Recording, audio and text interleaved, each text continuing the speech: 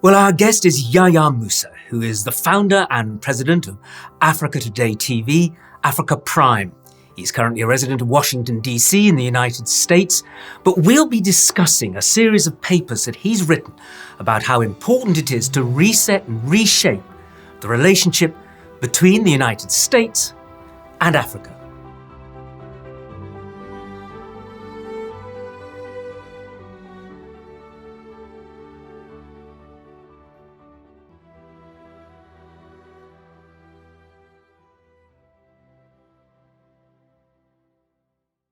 Yeah, could we now focus on the future and how, when you put some of those changes into process, where you've got a reset button on the whole relationship between the United States and Africa, you've got a summit coming up quite soon, which could offer a lot in terms of a way forward. What would you like concretely to come out of that summit? First of all, I would like to welcome the advent of this summit. As you know, the first U.S.-Africa Leaders Summit took place in 2014, and ever since nothing had happened. Unfortunately, because this might signal a mutual neglect, no following through. Something important happened and nobody followed through. I think in terms of communication, it was a disaster. And we spoke, and then nothing happened. Very awkward for both the United States and for Africa. So happily enough, and thanks to President Biden, this second summit will be taking place in December of this year. It is more than welcome initiative. What can come out of that summit? Difficult to foretell, but I can share with you my own expectations. As a humble person, I'm not involved in politics in Africa, and I'm not in decision making in Washington, D.C. So what I would expect from this summit is a number of very concrete actions. First of all, make this summit a permanent feature of U.S.-Africa relations and recognize the fact it's not one summit here and one summit there. For instance, every 2 years, U.S. and Africa would hold a summit, a leaders summit. Make it a predictable feature of U.S.-Africa relations. Again, the first summit took place in 2014, 8 years ago. What I would also expect from that summit, but again at my humble level, we kept on talking about strengthening U.S.-Africa relations, but one might think, in how, what are the concrete actions one can take to do so? Have you noticed that flights between the United States and Africa, direct flights, are rare? Why expand connections between the United States and Africa? Just to show the interest, or renewed interest, or better, enhanced interest we have been talking about. U.S. companies, very rare, fly directly to Africa. We use the analogy, you mentioned the terms triangulation, U.S.-Africa relations through Europe. Here also we are witnessing some form of triangulation. Namely, it's easier to travel coming from the United States and going to Africa. You have to go through Europe and even stop over in Europe before going to Africa. This is also a further illustration of a triangulation of U.S.-Africa relation via Europe, as we discussed. So, expand connections between the United States and Africa, particularly flights. We mentioned the relationship between the African American community and Africa. There are dozens of historical black colleges in the United States. Why not find a way of linking those colleges with African universities? And by the way, also pushing the United States to forget about competing with China in terms of, everybody's talking about infrastructure. Africa needs infrastructure. China, Belt and Road Initiative, etc. While if I were a US decision maker, I would make the following decision. I would say, okay, difficult to compete with China, who happens to be my banker, me as America. Let me find a different ground where I can beat China. For instance, China is investing heavily in hard infrastructure in Africa. Me, America, I would invest in soft infrastructure in Africa, namely knowledge, skills, education. And the strengthening of relationship between US historically black colleges and African universities would precisely serve that purpose. So that's another concrete action. It should be a two-way street. As I keep on saying, Africa should not be just a taker, it should be a giver. If I were an African leader, I would make the decision to give an African citizenship passport to every single African American willing to hold an African passport, unconditional and immediate access to some African citizenship, to precisely strengthen the historical, emotional, human relations links between Africa and its broader diaspora. That's a very concrete action. Everybody is talking about the digital divide, and heaven knows Africa is very backward, late, lagging behind in terms of internet, computer equipment. The top brands in these fields are in the United States, the GAFA, whatever we call them. Why don't we take some initiative to narrow the digital gap between Africa and the rest of the world? That would be a huge contribution by the United States. Very important area. Another potential action leaders can take jointly, Africa and America, during that forthcoming summit. Africa is often depicted by the international media as a continent facing a lot of problems. And precisely because Africa is tackling a lot of problems, Africa itself ends up being a problem. How to change perception? Perception matters. The perception that Africa is a problem. The perception that Africa is a burden. The perception that Africa is never a giver but only a taker. You need to build soft power through media presence. Think of what the tiny Qatar has done with Al Jazeera. Africa needs a continental TV to speak the language of Africa, the language of its interests.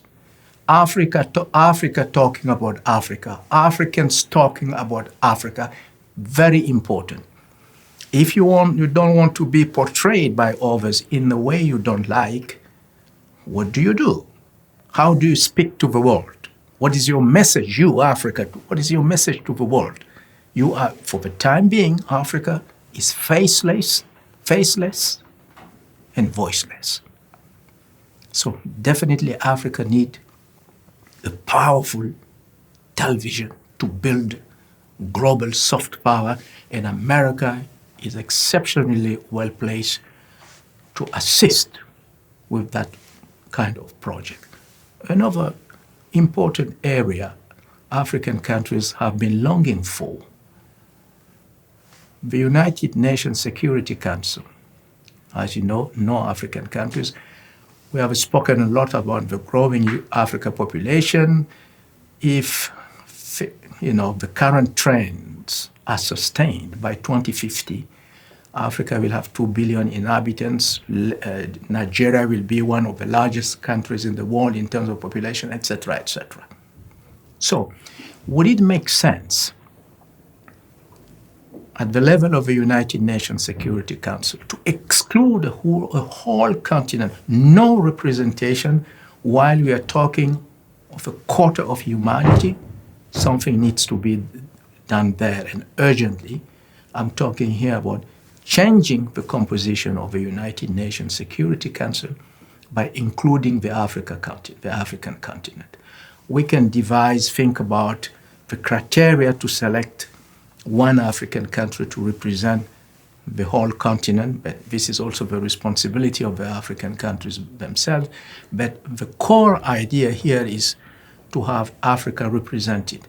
The United States can help implement that change at the level of the United Nations Security Council. The 21st century should better represent our current world, not the world deriving from the Second World War. Things have to change. You have new powers, new continents are growing, are taking the world stage, are playing a growing role, a more significant role, and the United Nations as a world body should reflect that change in terms of balance of power, in terms of representation. But that's another area. There are a list of actions one may think of, but these are the ones which come to mind immediately to me. Digital divide, citizenship to African Americans by African countries, expanding flight connections between the United States and Africa, linking United States universities and African universities.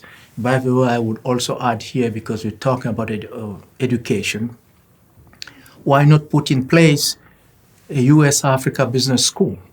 By comparison, China has created a business school in Ghana to train African executives and students.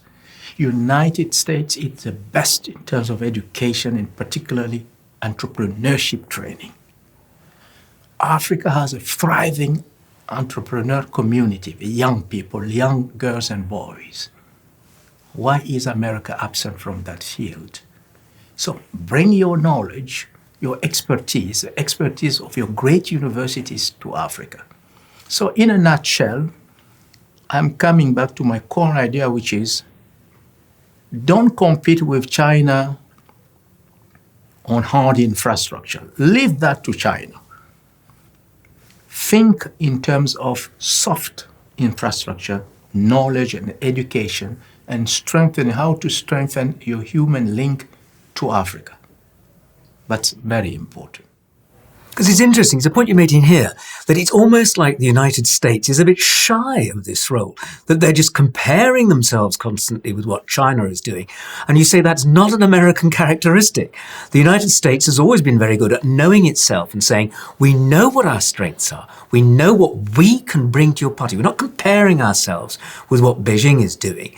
So it's almost, you too have to take the message back to that summit, yourself and all the others who are there, to say to the US, look, we're not looking for you to be another China. We want you to be what you're good at. So develop the potential, as you say, increase and deepen the links, the human links between the people and people who are living in Africa. But equally, you're saying that Africa must have its own voice, that it mustn't be seen through the prism of what has traditionally been a Western and I think perhaps rather toxic view of what the reality is of Africa today. That's exactly the point. Let me stress one thing you just said. You say, the United States keep on, saying things about China, China, China, and China. And the point here is, even if America might have some very good reasons to attack China, so to speak, in Africa, I think they use bad arguments in doing so. Bad arguments being, for instance, talking about China's debt trap, new form of colonialism, etc. I think the U.S. is worthier than that, just sitting idle and complaining.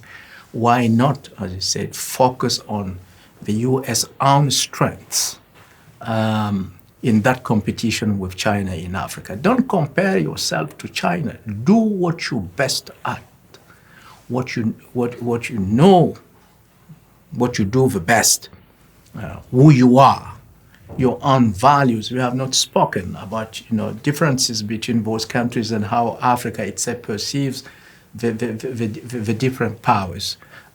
So definitely, America should stop complaining about China invading Africa.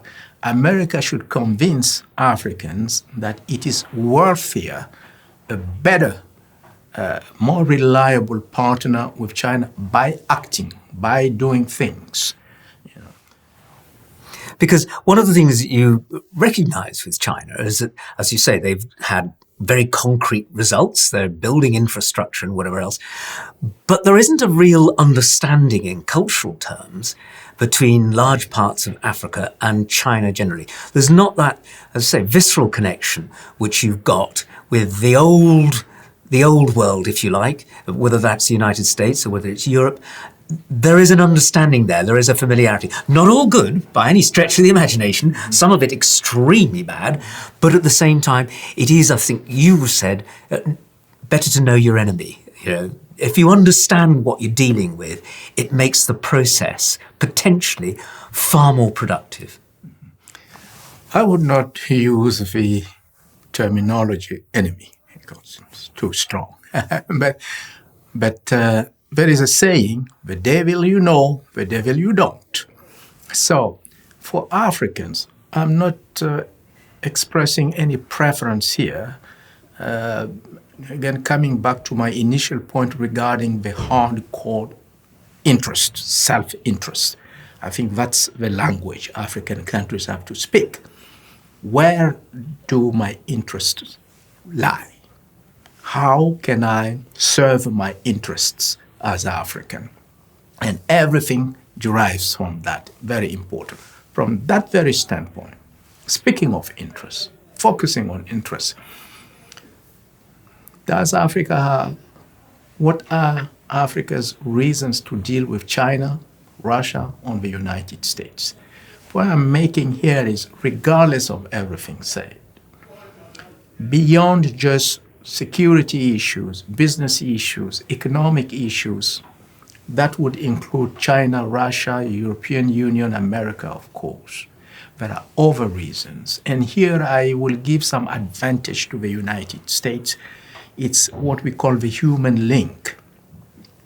The African American community, with the caveat I raise, I'm not saying, every African American is African or whatever. That's not the point.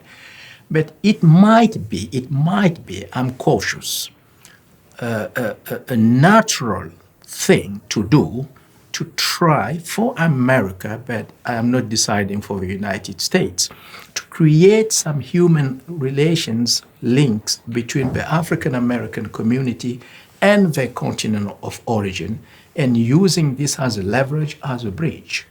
It will be a win-win for Africa. We Africans, as a young African boy, I was very proud when I discovered that Malcolm X, Martin Luther King traveled to Africa. A foremost African-American intellectual like Dubois was buried in Ghana, I think died and was buried in Ghana as a Ghanaian citizen in 1963 or so. Foremost African-American intellectual. These are very powerful symbols.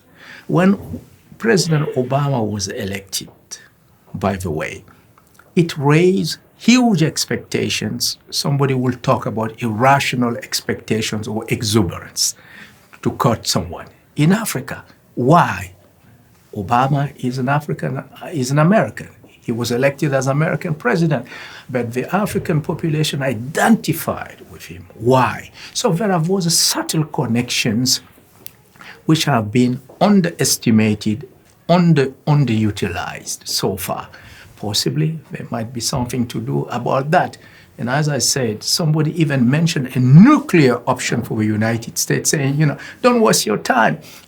Just send President Obama to Africa, talk to African leaders. Xi Jinping or whoever it might be cannot compete. By the sheer fact of identification, people will see somebody who is the son of an African. So one can extrapolate that and say, how about the African American community itself and linking African Americans and African? I can understand in the 60s the US was reluctant to do so because they were facing their own problems at home. Not easy to connect Kwame Nkrumah, who is a declared Pan-Africanist, trying to link the two continents, United States in Africa. At that time, people would say he's a communist revolutionary. Americans might think that way. It's no longer true. But in this global, larger geopolitical game among powers, my impression, humble impression, is that the United States has huge assets it is not utilizing to its full potential. And one is the human link between America and Africa.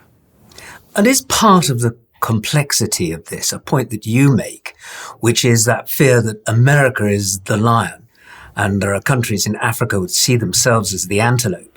And so they are there as easy prey to be devoured. How do you overcome that as a general perception? Yeah. That's a very challenging question, to be honest. I like the parable of antelope of lion. What I say by this is the following. Okay, Africans should not waste their time changing masters throughout history. Yesterday it was Europe, today, or America, tomorrow it might be China or Russia. When you change masters, you're not becoming free. You're not freeing yourself by changing masters. Okay? The point I'm making here is that one challenge facing Africa is the following.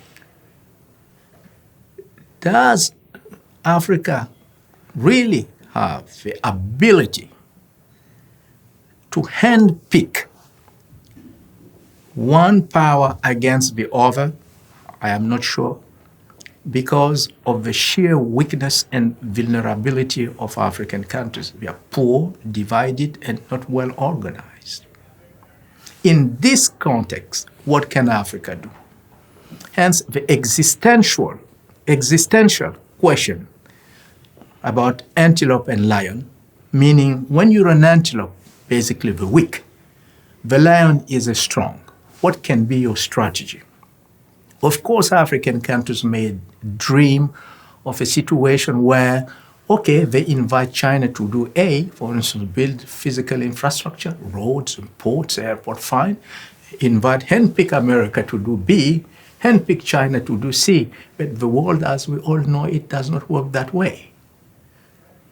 Because among powers, it's a zero-sum game. When, at least in terms of perception, when Russia or China make inroad in Africa, America may feel that it is losing ground. So it does not. So what are the options left to African countries? Not that many, which brings me to the initial and central question about leadership, government, and cleaning our own houses and the necessity for African unity. If you don't want to be the prey,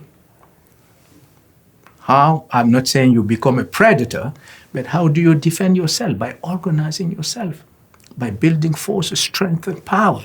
How do you do this? In the current state of African countries, in my humble view, many of those countries are simply not viable because of multiple vulnerabilities, institutional weaknesses, insecurity, internal divisions, government weaknesses, poor leadership, you name it. So how do you build the strength? How do you become powerful? In the face of over large blocks, unity, unity, unity. But are African countries serious about unity, how committed they are? That's a moot question. It remains to be seen how Africans are going to tackle this challenge. It is an existential question. Unity now for Africa, it's not just a romantic aspiration. I would love to be united. No. It is an imperative. You unite or you die in the current world.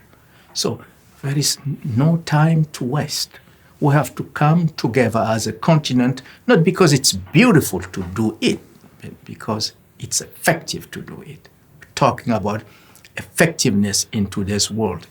There is no room for sentiments. There is no room for friendships. We are talking about power, balance of power, and effectiveness. If you want to be effective, if you want to be respected, respect is not something you just request and ask people to respect. You have to deserve it. How do you deserve respect? You deserve respect. Power brings respect. Power even brings beauty. When you're powerful, you look beautiful. In conclusion, then, I get the impression that you are overwhelmingly optimistic if a number of conditions can be met. Is that genuine? You see a bright future for perhaps not the entire continent, for large parts of the continent? Unquestionably, the answer should be yes, because otherwise what would you propose to me? Collective suicide? No, that would not be an option. That being said, not an easy road, not a smooth ride. It will be a bumpy road, many obstacles on the road.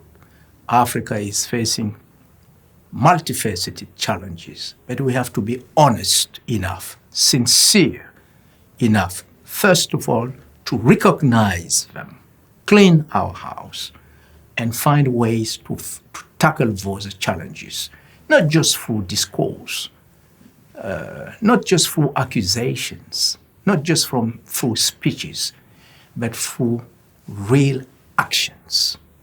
And unity, continental political, economic unity, in my humble view, is the way. It will not be easy.